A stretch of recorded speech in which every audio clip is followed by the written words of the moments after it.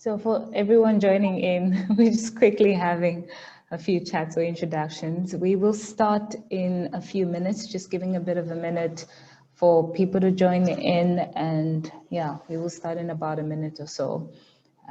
Thank you guys for taking out your lunch breaks and taking out a bit of time to come join us for this discussion. I'm very excited to hear what Prof. Cloete has to say, what Josh has to say, and obviously Keaton, who's on a very exciting journey right now. So I think it'll be really, really good. Yeah. What was our final sign up, Martha? Around 152. Nice, that's good. Yeah. That's great. I think it's the figuring out how this webinar things work, because I think Zoom sends you a link. And for most people, I've gotten a few emails where people asking me, where's the link? So it's always one of those things. So it's not just the old profs that are struggling with it. Even the students actually struggle with it. It's all new. Yeah, by now, most of us should not be struggling anymore. It's new every time. You're right. Yeah. Okay, I'll just quickly, maybe while we wait for people, I'll just quickly speak about SEW and what it has been. So this webinar series has been part of the Student Entrepreneurship Week, dubbed SEW then.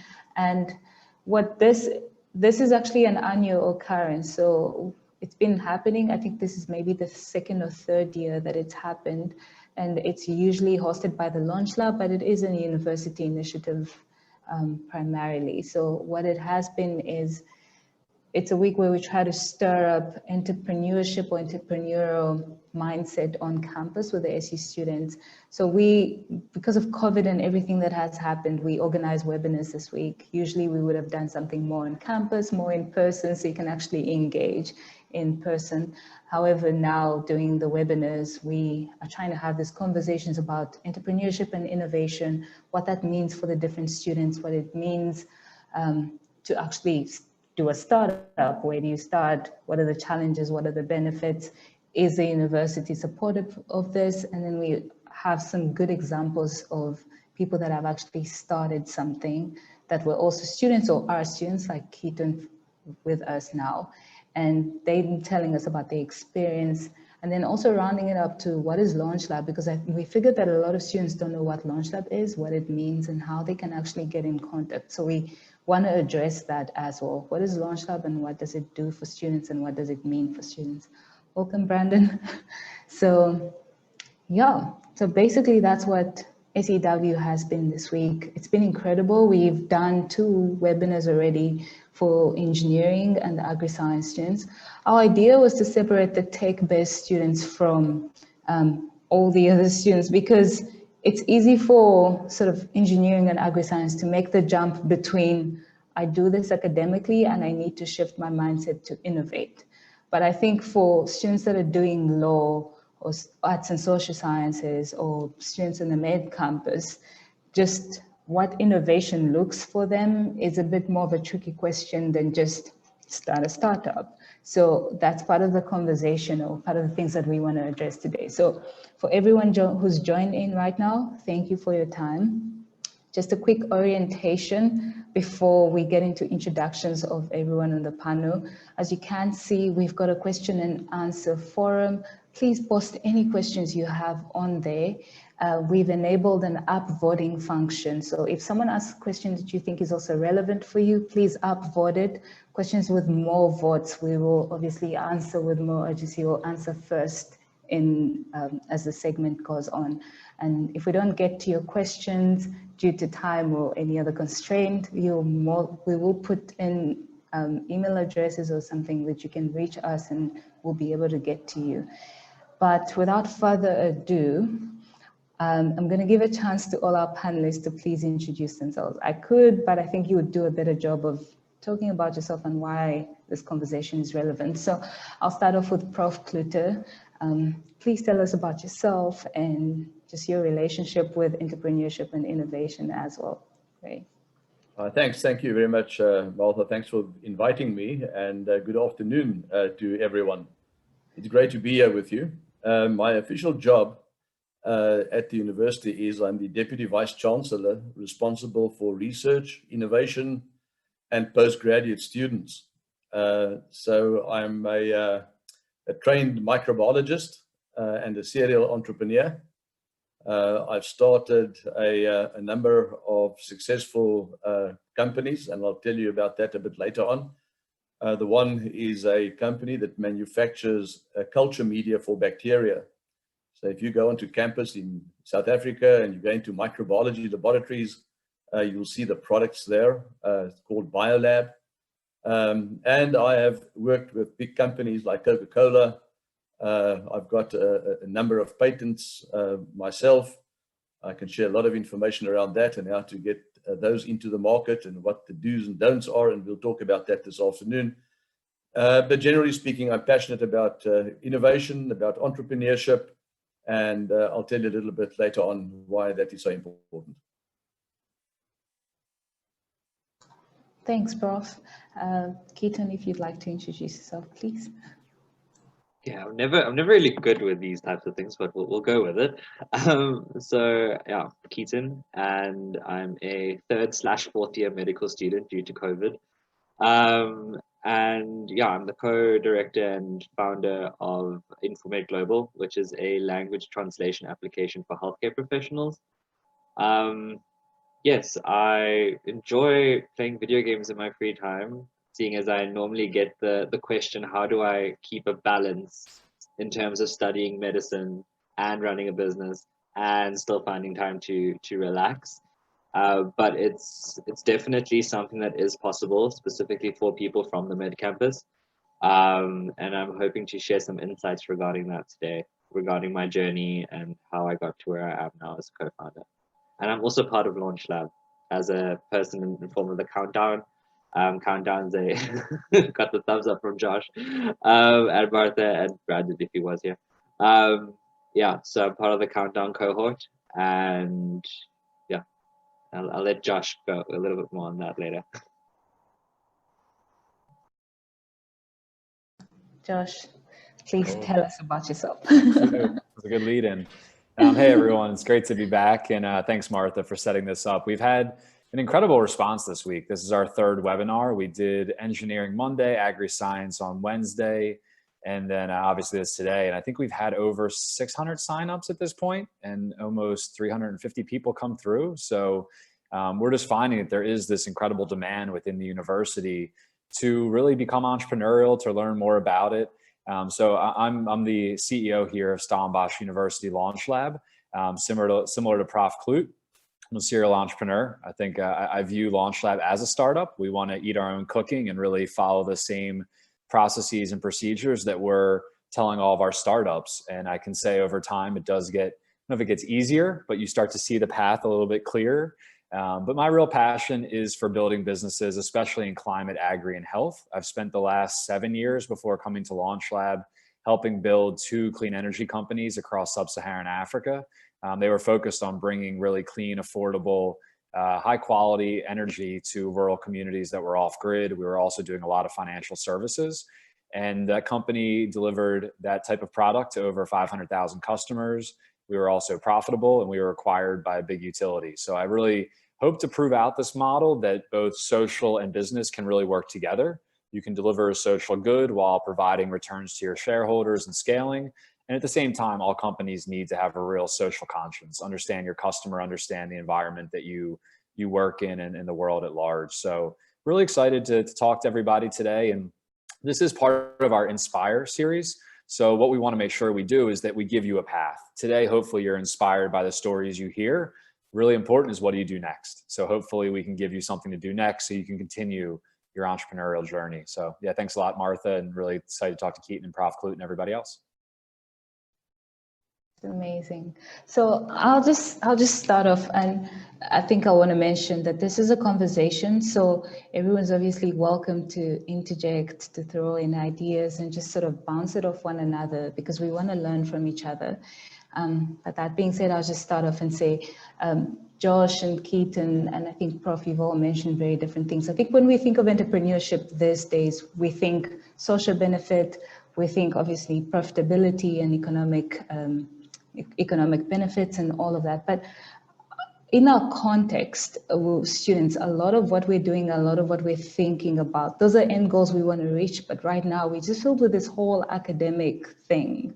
I need to get a degree. And as soon as I get a degree, I think, oh, maybe I should do something that's within my career path. So I want to start off with Prof and just ask, what is your vision for entrepreneurship for Stellenbosch University students? Why is this a viable route for them? Or why would you advocate for this? And where are we going with it? How can students get involved and start off? Yeah. Marta, you made a very important statement there just a few seconds ago, actually, where you talk about students who are at university to then get a degree and then find a job inside the degree. Now, of course, your degree can become a very limiting factor in terms of how you develop and also your future, because you might be stuck in a particular path and you think to yourself, you've spent so many years and a lot of money to earn this particular degree, and now you've got to stick to it. So entrepreneurship opens your mind to that. Your degree is merely a starting point. A long time ago, I was taught when I was about your age in Japan while visiting there, that you should have at least 5 different career options that you're working on all the time. You've got one primary one, but you should have at least 4 others, and you should know what it takes to be successful in those 4. So you identify the key performance areas for those careers, you keep them in your drawer, you revisit them from time to time, and in some of those you actually develop. It's exactly what I did. I started off as a young professor, and I decided, and it was around 1986, it's a long time ago, and then things were uncertain in the world. In South Africa, things have become more uncertain in the world, believe it or not, but it was uncertain at that time. And I said to myself, well, perhaps I should do something that I could live anywhere in the world and that people will still pay me, that I need not be in the country where I earn my living.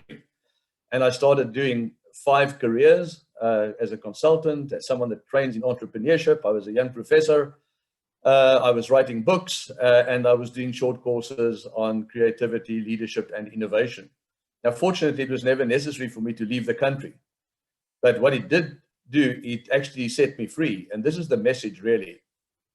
If you develop an entrepreneurial mindset, a creative mindset, you'll never be without a job, because you will not wait for someone else to employ you. You will be your own self-employer all of the time. And I've actually looked at myself like that throughout my career. I even now, as part of the rectorate of the university, I view the university as my client. So I view myself as a consultant to the university, and they pay me at the end of the month for the value that I've actually added as a consultant. So it's like working for myself. They're my biggest client at the moment, obviously, but I still have the other careers in my mind. 3 years from now, I retire out of this position, and believe me, I've got 4 other careers already lined up that I'm working on at the moment. So that brings freedom. That's the big thing about entrepreneurship. Prof, if I could quickly jump on that, because you're mentioning something that's very, very key for us. A lot of us tend to think of ideas for entrepreneurship or innovation as I come up with a tangible product, or I come up with an app, or I come up with something researchable that someone can see and touch, as opposed to I sell myself as an entrepreneur. I sell my services, or I see myself seeing that as entrepreneurial as opposed to something I just produce out of myself. So I think for a lot of students, maybe people who are doing law or people who are doing something in the arts and social sciences, that mind shift, because it's easy to tell this to an engineer and they'll get it because they'll think I'll develop something, as opposed to I'm doing law, I'm an entrepreneur because I'm selling myself. If you have any comments on that, please. Yeah, I think, entrepreneurship and being innovative is far beyond products. It's far beyond just coming up with a new app or with a new device or a new prototype. It's way beyond that. I'm working now with an organization called Socio Next, And they help young entrepreneurs very much in informal settlements to start their own businesses. And they have one little YouTube video, and it is about how do you need money to start your own business? That's the question. And the answer is you don't need money to start your own business. You need to find a problem. And what they are teaching young people is to find a problem close to where they live, and then come with a solution. And you will get someone, if you add enough value, someone will actually pay you for that solution. And we've got examples there of many, many young people in informal settlements who testify to this. They just had someone to tell them, don't go and look out for a job. The job is actually right in front of your eyes. And there are great examples of this, where people have started their own companies, in fact, later on.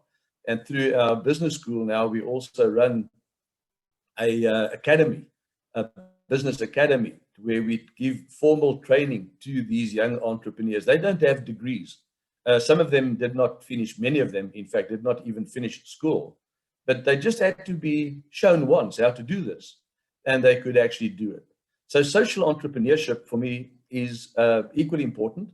It's in fact, I think the real job creation in South Africa will not be around products per se. It will be around social entrepreneurship, and how do we think in South Africa about the big problems we have. And I'll give you just one. And sometimes when you come up with the first sort of idea, people ridicule it. They think, well, man, this is not possible. And many ideas were like that at the outset. I'll give you two examples. In South Africa, 80% of all the crime in the country involves cash. It involves real money. Now, if we just decided to go to a cashless society, for instance, we will take care of 80% of the crime in the country that around it is, and you take care at the same time illegal immigrants, because they will not be able to open a bank account so that they can do electronic trading. All of the crime related to drugs, because drugs are dealt in cash, not in a cashless society. So just by thinking about that, and it's possible, the technology is absolutely there for us to do this. And then the second thing you do is you actually ban all the guns in South Africa. No one can have a gun, not even the police can have a gun, because 80% of the crime in South Africa is also related to guns. So by making those decisions, we can sort out a huge amount of the criminality in South Africa. So yeah, social entrepreneurship is as important as coming up with technical solutions. Josh mentioned there just now that he's passionate about climate and about clean energy and so forth. And so am I, actually. And the reason is, if we want to survive as a human race, we will need new technology. We will need all those clean technologies, but we will also need behavior change. Just the technology is not going to help us. We will also need to change behavior. I think COVID has given us a good example of how we can very quickly change behavior. The drought that we had here in the Western Cape a few years ago also showed us how we can very quickly change our behavior. And all of these pressures open up the mind for creative thinking and for doing things differently. And sometimes we need to be pushed to the limit before we actually start thinking creatively. That's not a good way, of course. There are many ways in which we can proactively be creative. But for most people, they get creative when they're in trouble. And the world is in trouble at the moment, so we'll see a lot of new innovations coming to the fore. Thanks so much, Prof. That's very good. Josh, I'm going to throw a question at you, but before I do that, I just want to let everyone know, if you have any questions, please use the question and answer forum to post them on there. That way, everyone else can see those questions, upvote them if they're relevant to themselves as well. And yeah, so we can get this conversation going. So Josh, I just want to climb off of what Prof just said as well. He mentions social entrepreneurship. He mentions the role of everyone just opening up their mindset. And I think it's what's really crucial about the diverse group of people who might be listening in here is that they come from different disciplines. So we have the same problems, but we have people studying very different things. And just their role in contributing towards innovative ideas and building startups that address those problems you as someone that's worked with different startups, started your own, and is working with different startups right now, how crucial do you see the interdisciplinary interaction, and how can we foster it, and how do you see it develop? Yeah. Oh man. First of all, Prof. Cloete had so many great little tidbits in there. So I would say go back and listen to everything he said. And it is really about that entrepreneurial mindset. It is a way to look at the world that is very different than how we perhaps do so today. And the understanding that in order to be an entrepreneur, you don't have to start a business. It really is just a mentality, a way to deal with ambiguity, a way to look at the world. And I'll be honest, like there's a lot of ambiguity, there's a lot of volatility, there's a lot of concern out in the world right now, especially given the pandemic. So learning these techniques, experiencing them is really important, because you're going to put them to work, whether you're starting a business, whether you're starting a family, whether you're starting a career. These are just techniques that are going to serve you. Martha, to your question about interdisciplinary, there is no company in the world that is just made up of one type of human. I mean, you need, the people we're talking to today, right? Like Prof. Cloete, I have no idea how to do chemistry or biology. It's just not something I would know how to do. I couldn't write a line of code to save my life, but I do have experience in funding companies and setting up certain systems and processes and scaling companies. It's what I'm passionate about. But the more that we can bring together different parts of the university, the more that we can all be interdisciplinary and come to one place to work with other types of people who think different ways, people who look different than ourselves, people that have different skin colors, different experiences. One of the things that I think we'll see if Stellenbosch and the university and the overall ecosystem, one way to know that we've actually achieved product market fit as a ecosystem, one way to know if we've been successful is if people all around the world, whether they're in Buenos Aires or San Francisco or London or Ukraine or wherever, start to fly here and start to say, hey, like I need to work with the people of Stellenbosch University. I want to work with people that look different. I want to work with people that have different experiences. People do that in Silicon Valley all the time, right? They're fighting to come from Delhi or from Mexico City to come to Silicon Valley. There's a reason for that. And I think that's what we have to really strive towards here. What I think of as for LaunchLab is the university is in many ways a lot of different verticals, right? So we have data science and we have engineering and we have science and we have medical. And those are important because they're specializations. And what you're getting is a really deep understanding of that specific vertical. What we want to be able to present at LaunchLab and what we think is hypercritical is that horizontal as well, is to be able to serve as a location where people can come, whether you're in the USB or in engineering or in science, and meet and mingle and work with other people that have different ideas and different experiences. And I can say for us now, and especially with the university as our backbone, we have a good number of really technical experts. We have a great number of chemists and people like Keaton who are in medical school and doing great things like that. What we want to do is be able to pair them with a business person or pair them with an engineer, or pair them with a data scientist. And because of that, 1 + 1 will equal 3. Like this is the way to get your business going. So I would say we want to be there as that hub where people can come. The last thing I'll say is on our website, we have this SU Entrepreneurship Hub. This is a single source of truth. So if you want to learn more about what's going on across the street, across campus about entrepreneurism, even if you're in the science faculty and you want to know more about engineering, go on our website, go to SU Entrepreneurship Hub. We're going to have everything there. So you can just know what's happening. And that's not specific. You don't have to be an engineer to go to an engineering meeting. You can come to whatever fits your schedule and fits what you want to learn about. So I can't stress enough that you need a diverse team in order to build a company. And we need people from all across these different verticals to be horizontal and to work together. Sure. Keaton, if I can quickly jump to you and ask you this, and because you're a student right now and you've started a business and you're doing medicine, which we typically don't hear of medical students doing a startup or anything of the sort. So I just want to ask about your experience. How did this all start for you? What your inspirations were, and obviously then with your team and working with different people, the input that it has given towards the development of your startup or your product.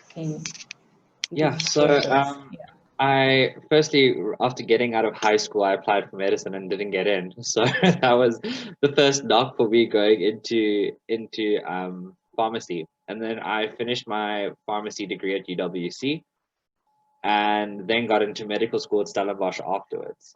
So in my first year, I didn't do all of the subjects and I had quite a lot of extra time on my plate. And I just started looking around, and I've got quite a few international friends prior to me having gotten involved in the business world. And my one friend was like, hey, here's this thing called the Young Sustainable Impact, which was an incubation type program, a year-long program where they choose 21 people from around the world, they group you together, and then they tell you, here's some money, make a business. And then every month you go through lean canvas methodology with the main goal of you having a MVP by the time you get to Norway, which was in August. So I went through that process, didn't think much of it because you hear so much about businesses that just they have such a fantastic idea and they just fail. Or I was worried about the rest of the people were from different countries. We had someone from India, from Brazil, from Canada. The time zones just didn't match. So that made it very difficult when it came to working remotely. But when we got to Norway and we got told, actually, this event is a pitching competition, good luck, we were kind of thrown back, because now you have this idea that you've come up with, you have an MVP, but how do you pitch this to someone? So I remember when I was chosen to pitch for the team, and we ended up winning the pitching competition. And I think that was kind of the validity that we needed, that the information and the startup that we wanted to make, the idea that we had, was viable, that people saw it in a way that we explained it, and that it was actually something tangible that we could run with. And I think that was kind of the beginning aspect for me. It was like, okay, cool, we have this idea, let's actually try and make it work. And then after that, the hype died down when we got back from Norway. And then we all started discussing, the rest of the team, who was going to take it forward. They didn't really see that it was going to be such a good thing for them. So I decided, but look, South Africa, we have 11 official languages. India has 50 different dialects. There is a need for this. In the healthcare realm, I've seen it myself, because I never had medical aid when I was growing up. So I was in public institutions and public healthcare fields. And you see this disparity in language barriers. And that is one of the reasons that drove me to actually, want to do this, because everyone's like, Google Translate. But Google Translate doesn't translate medical things. And that's a problem. So basically, that's how I got to where I am now. The difficult part about it was not knowing what I needed. So as a medical student, my brain is wired in such a way that all I think of is medical. I don't know anything about, okay, I know a bit more now, but at the beginning, I knew nothing about business, nothing about marketing. I had an Instagram page advertising a product that wasn't even, up and running yet. So it's that type of things where what I love, what Prof Cloete also said, was that you need to be able to have that interdisciplinary aspect where you are going to interact with a bunch of different people, and you need it. You can't run a business as a lone ranger. You just can't, and I've seen it. I've felt it, I've experienced it, and yeah, that's currently where we are now. Something that you've mentioned there was also grabbing a hold of opportunities that were in front of you. I mean, you went for a pitching competition, you then sort of rode from there, saw the need, and then started from there to build your startup. And I think that's also part of one of the questions that I'm seeing here, having an entrepreneur year module that covers product design, development, opportunities that sort of lead us to kind of shape and develop our ideas, and then starting to see needs. That's very, very crucial, and I think that's very key. So it's a three-part question I'm going to ask to all of you, but then I'll start off with Prof. Cloete then, and just say, in terms of the university, in terms of resources and just sort of opportunities that students can gain from there to shape entrepreneurial thinking for themselves, to be able to shape, to see the need. What is the university doing? Are these modules being thought about to be instilled? Is the university supportive in that way? What's happening on that side? Yeah, well, first of all, I see the LaunchLab, and I have seen them for a long time, as a valuable partner. And the kind of thing that we are doing today here is extremely important to me. Speaking to as many students and staff as possible about innovation and creativity is important. It's interesting, you know, that, and I've run this competition every year where I put up a large sum of money to literally help our students to come forward with new ideas. My hypothesis is this: we've got 30,000 students on campus. I'm absolutely convinced that 10% of them are walking around with a brilliant idea. So we've got 3,000 brilliant ideas on campus. 10% of those are really good. So we've got 300 which are in the top class in terms of new companies and new ideas. And 10% of those should be companies. So that's 30 companies a year that we have to roll out. And then I don't even think we're being very successful, in fact, with 30 new companies. So the challenge, Martha, is how do we mine these ideas? How do we get to the point where our students are not afraid to share their ideas? A lot of them have been, that I've seen in many of the new companies, they walk around with this idea for years and they wonder why no one is actually thinking of this. Instead of just saying, you know what, I'm thinking of this, and put it out there and get someone to actually support you. So that's what we do. I like the idea of a course, as was mentioned in one of the questions. And I've suggested this, and I did this also when I was at my previous university, the University of Pretoria, but I got a lot of pushback from the faculties. They said their curriculum is already full enough. Where will they fit this in? And I thought to them, we'll sacrifice something else, because this is important for you to know as a student. So I literally, what I did was I actually set up an institute for creative thinking together with Edward de Bono. And you can go and read the books of Edward de Bono. He's one of the world leaders in this particular field. And we literally had thousands of students that went through that as a parallel curriculum. They didn't have to pay to go there. And many of them started companies, not out of their degree, but out of attending the De Bono Institute for Creative Thinking. And we need this also at Stellenbosch University. And I've had really good interaction with the LaunchLab, I must say. They're doing such fantastic work in terms of stimulating and helping me to get this idea out there to our students. And in fact, beyond, you know, I really think we should do this nationally. Where we need to create thousands of jobs. It's not only Stellenbosch University.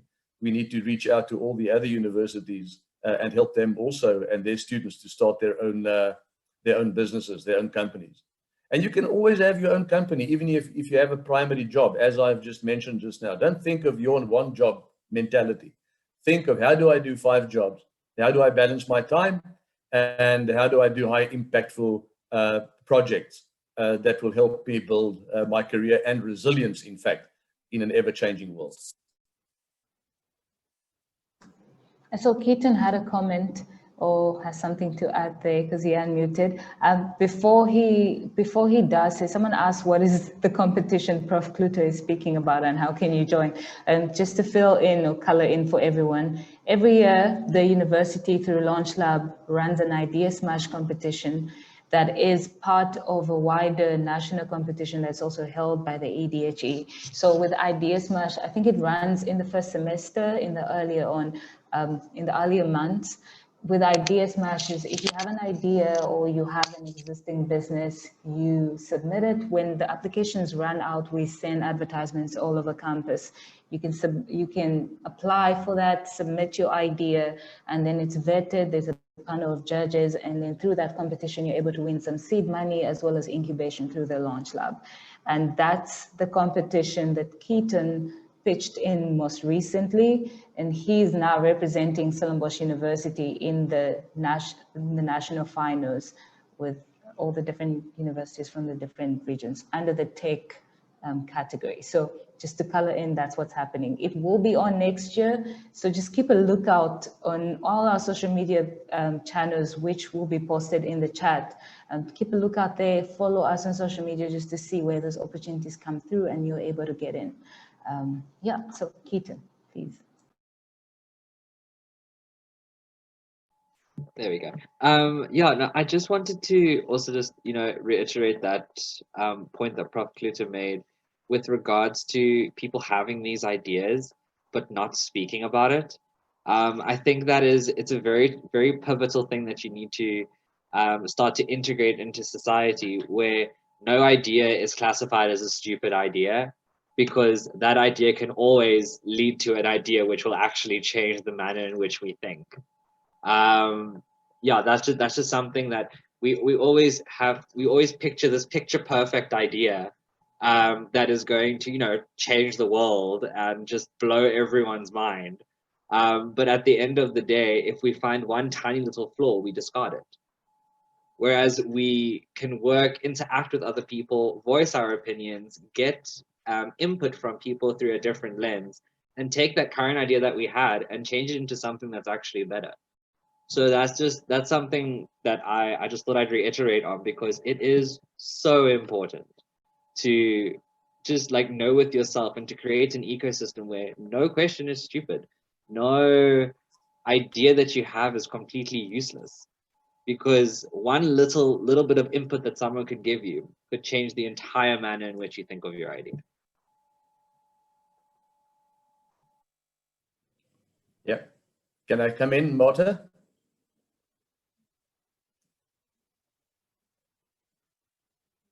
Can you hear me? Okay.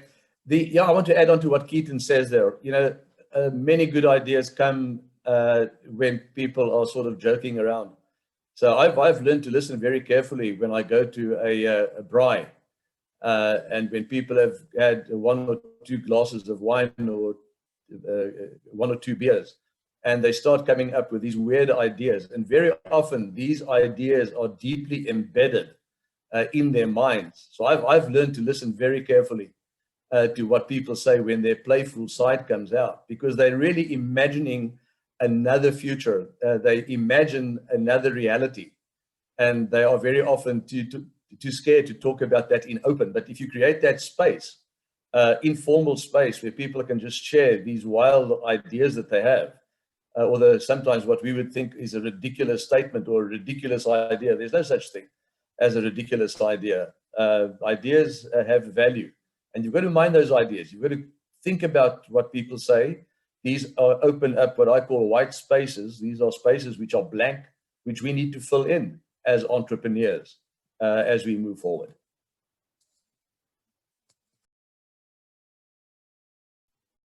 Mind if I hop in for a second there, Martha? Go for it, right, please. Cool. I'm going to go back a little bit to Prof. Cloete's discussion about getting these ideas in and out of the university. And so, as I said earlier, we always want to be able to eat our own cooking. We want to use the same practices that we tell our entrepreneurs. And a big tool that we use is called design thinking. Design thinking takes you through 5 steps. Keaton and I actually did a really fun design thinking challenge today where he helped me design a better gift giving experience for myself. And I think I'd buy Keaton's product because I suck at gift giving. So thanks, Keaton.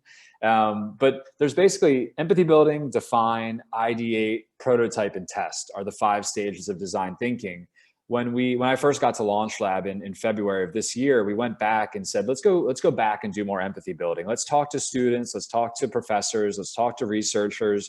We talked to over 200 people across the university, across all faculties, and you'd want to ask why a lot. Ask, be quiet, and listen, and just keep asking why.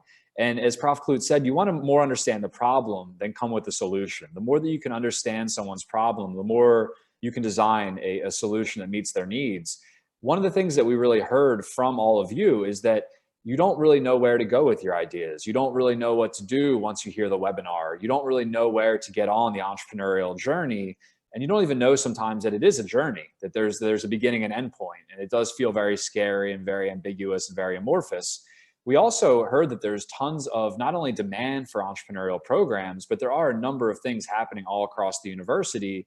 They maybe just weren't all in one spot where people could really understand what to do and where to go. So things are happening. They just weren't always in a very usable manner. So what we've been able to try to do at LaunchLab, and we're testing our hypothesis. A startup is a series of hypotheses. We're testing our hypothesis that there are 4 buckets of this entrepreneurial journey. The first one is inspire. It's what we're doing today. We're giving a webinar, informational talks, fellowships, internships, office hours. We'll be in the Nielsen starting next week. And that's really just inspiring, answering questions, letting you get on the path in a no-risk manner. I mean, no one's risking anything today besides an hour of your time. So once we inspire you, the next stage of that journey is helping you build. You're going to hear me say many times, you can't read a book or watch a webinar and call yourself an entrepreneur. You gotta do something with your hands. So we're going to be doing more student pitch competitions, more hackathons, more design thinking challenges. We also get into our 2 main courses in that build section. One, which Keaton's in right now, is called Countdown. Countdown is an 8-week design thinking business validation course. The premise is, I have an idea, but is it a business? And within 8 weeks, we want to run you through a structured process with a great mentor to basically come out the other end and say, it might be an idea, it might be a business, let's figure out what's next.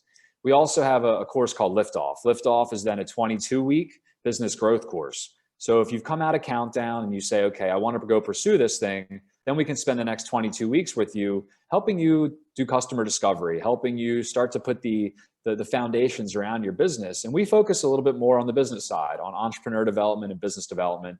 Because as I said earlier, I'm not an engineer, I'm not a chemist, I'm not a data scientist. I can't really help there, but I can help in other areas. And then we have that grow bucket. So we're starting our 44-week 0 to 1 incubator in February of this year. That's focused on climate, agri, and health. Those are the areas that we really want to focus our attention on. In these other buckets, we'll work on everything. Within that Supernova program, we're going to be selecting 6 to 8 companies from all over Africa, potentially all over the global South, and working with those companies for 1 year. And you can think of us as your co-founder. You're great technically, you need a CFO. You're great at building a product, you need someone helping you in commercial. We're going to help you there. And then the last piece is support. So you had inspire, build, grow, support. We have our community here. So we have our space at LaunchLab. We're going to be doing a lot of these different webinars. There's a virtual community now. So we want to be able to support you in that journey. And by signing up for the webinar today, I look at all of you as partners in this LaunchLab and partners in this entrepreneurial community. So what can we do to keep you as part of that community and help you grow through that? So I would point to the website. We'll definitely offer up some more of our collateral on the back end of this webinar, and then we'll be in the Nielsen. And we're going to be coming to all your faculties and raising our hand and saying, hey, like if you have an idea, come to Innovis, come to us, talk to your professors, and hopefully giving you a really clear path of where to go with that idea. Because I am exactly the same hypothesis as Prof. Cloete. There are 31,000 students, 3,000 ideas, 300 businesses per year, and we can do more with those businesses as well. So hopefully you walk away from today's discussion knowing there is a path, knowing there is a partner, and knowing there's a place to go to continue walking that path in a pretty effective manner. Sure. Thanks so much, Josh. I just want to jump on to a few of these questions. Someone actually asked here if they would consider investing in stocks and cryptocurrency as being part of an entrepreneur. I'll just start it off and maybe take a little bit of a stab from an answer I might have, and then if any of you guys have any comments, please, that would be appreciated. But I think entrepreneurship is sort of looked at as having an entity that solves a problem and creates value, not just for yourself, but for a group of people. So investing is great, but you sort of create value for yourself. But in terms of translating that to serve a community or serve other people and create more profit, not just for yourself, but for others. So that wouldn't necessarily be entrepreneurship, I would think. Maybe you can comment on that, Prof. Cloete and Josh and Keaton. So I wouldn't necessarily say if someone is investing, that is being entrepreneurial, but you can let me know, what do you guys think about that? Yeah, Martha, I think entrepreneurs are not risk averse. But they will not put all of their risks in one basket either. They are clever enough to spread their risk so that they minimize the ultimate risk. So to take some investment and put it into Bitcoin or cryptocurrencies and so forth might not be a bad idea, as long as you don't bankrupt yourself in the process. But you know, just it's a risk you can take. you can try it out. A lot of people were really risk averse many years ago when the NOSPAT started. You know, they own Netwerk 24 and News 24 and DSTV and so forth. And they really battled there. And it was an entrepreneur from this university that started that, Dr. Koos Becker. And he started cable TV, for instance. And it was really inexpensive to buy shares there. Today, the shares have increased from something like 80 cents to 3,000 Rand per share. Many people became multimillionaires out of buying shares at that time. So, but I would not have invested all of my money in such a business. But you can play around with it, take a few risks there, here and there. So that's my view on this. And I want to also ask Martha if I can come back to just what Josh just said about the programs in the LaunchLab. I want to add something to that, but I'd like to hear what they think about cryptocurrency first. Well, my first startup actually was an investment bank. So I think it's how you're coming at it, right? Like, I do think being an entrepreneur, it asks you to solve someone else's problem. It asks you to build teams. So my take would be, if you're just a single investor and you're just putting a little bit of your money in something, then are you an entrepreneur? I don't know. If you're, like, we were trying to build a platform and trying to build an entire organization that was focused on a specific problem in the market. And I think actually with that one, we solved it pretty well, and it was very successful. So I think it's less about what is the actual thing you're doing and more about what are you building. If you're just putting a little bit of passive money into something, then I don't know if that's entrepreneurial. If you're looking to build an overall investing platform, like, would people look at Warren Buffett as an entrepreneur? I think so. Would people look at, say, Ray Dalio, who started Bridgewater Hedge Fund, the biggest hedge fund in the world, as an entrepreneur? If you read his books like Principles, which I'd highly recommend, you're going to hear an entrepreneur in that. You're going to hear someone, to Prof. Cloete's earlier statements, who had a different view on the world. I think it's more about that. Like, what is your view? What's your intent of why you're doing it? And that would speak to whether you're an entrepreneur or just a passive investor. That's really great. I'm gonna take the non-advanced approach on that because I don't have the experience that Josh and Prof. Cloete have. But I would see it more as it's a means to an end. In terms of, if you're going into the cryptocurrency space with a means to utilize the funding to go into an entrepreneurial journey, then I would say yes, in a way it is. But as Josh just said now as well, if you're just doing it just for the fact of throwing money within something, then I wouldn't classify that as being entrepreneurial, more as self-developmental, if that makes sense. So yeah, that's my 2 cents on that. Yep, Marta, I agree with that. I would think that the group of people that started Bitcoin are the entrepreneurs. Those are that's the difference here. But Keaton, you are absolutely right. You can use this as a means to an end. That's a good way of looking at it. And there are many. In fact, the financial business in the world is not very entrepreneurial. And I'd wonder if you invite me back, I'll speak to you about all the opportunities there in terms of thinking differently about investment, about annuities, about insurance, and so forth and so forth. You know, because it's really an open space for entrepreneurs to come up with really innovative ideas. And that's very cool.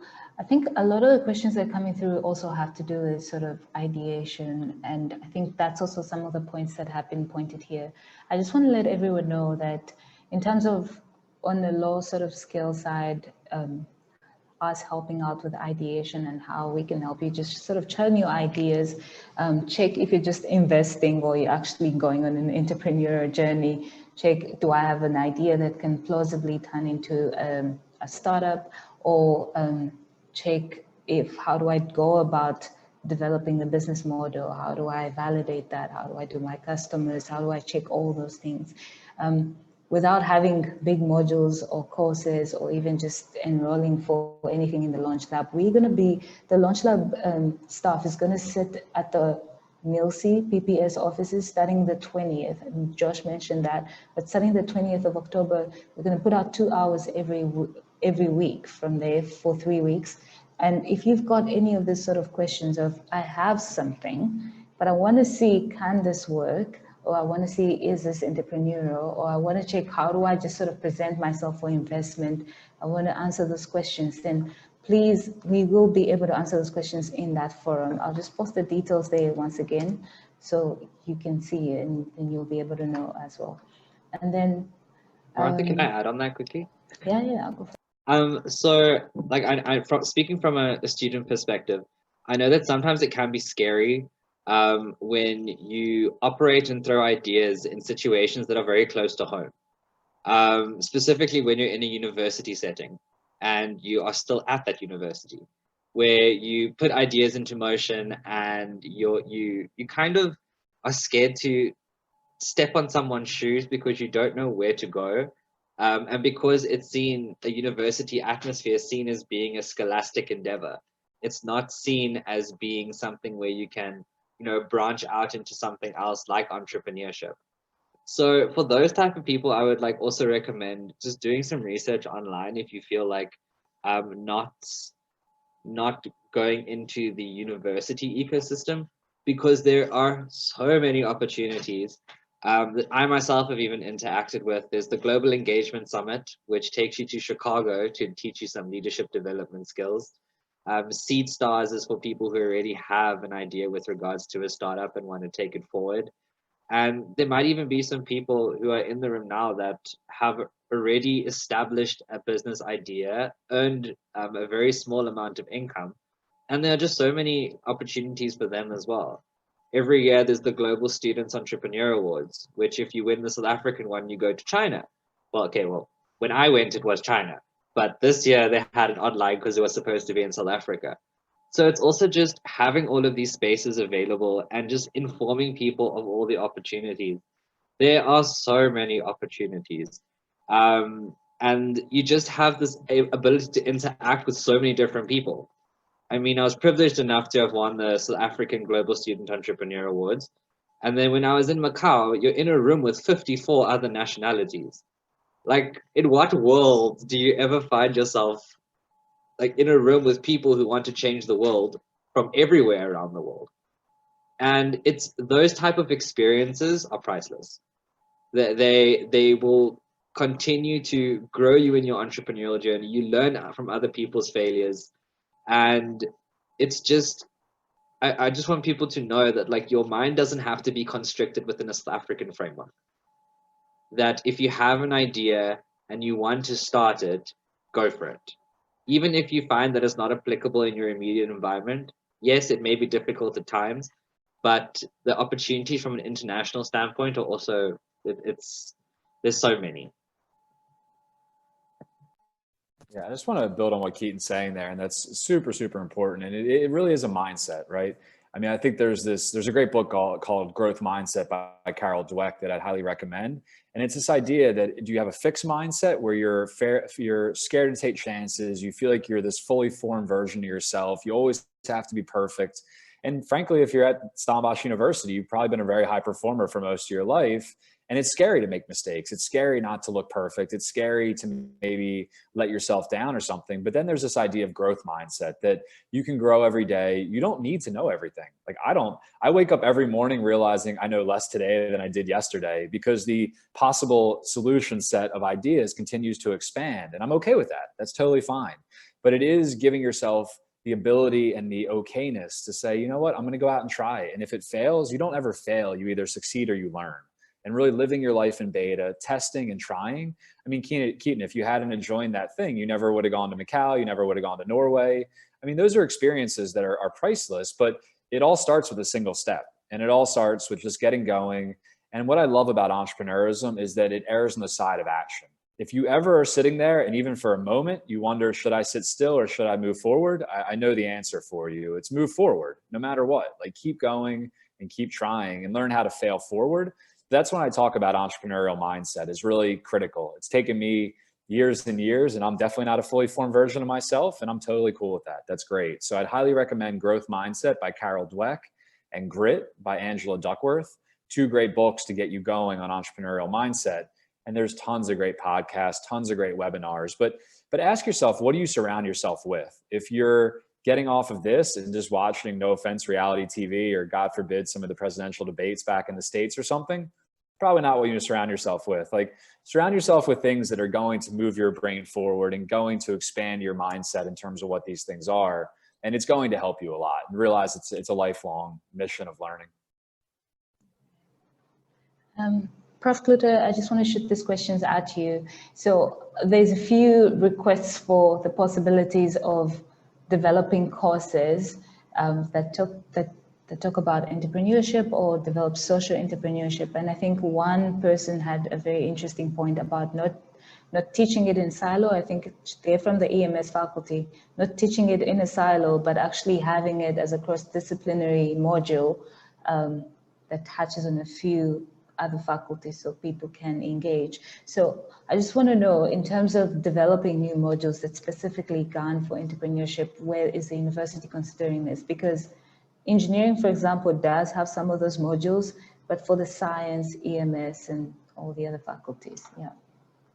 Yeah, it's happening at a very haphazard way at the moment, Martha, and I think we need to change that. I want to add on to something, just what the question from, I think it's Annika, from the Faculty of Economic and Management Sciences, on what would a course look like in terms of social entrepreneurship and so forth. So let me stretch your mind a little bit here in terms of what we can be, and where I see the LaunchLab as a very important partner. You know, imagine a university that, and I will start such a university one day. I'm absolutely convinced about that. That your only entrance requirement into the university is an idea. That qualifies you to get into my university. You do not pay any tuition fees, nothing. In fact, I will get sponsorship for you while you are at my university. And you qualify with a company. So that's when you get your degree. It's when you actually qualify with a company. And then what you do is, for as long as that company exists, I want to earn 5% of the turnover of that company. This is how I will sustain myself.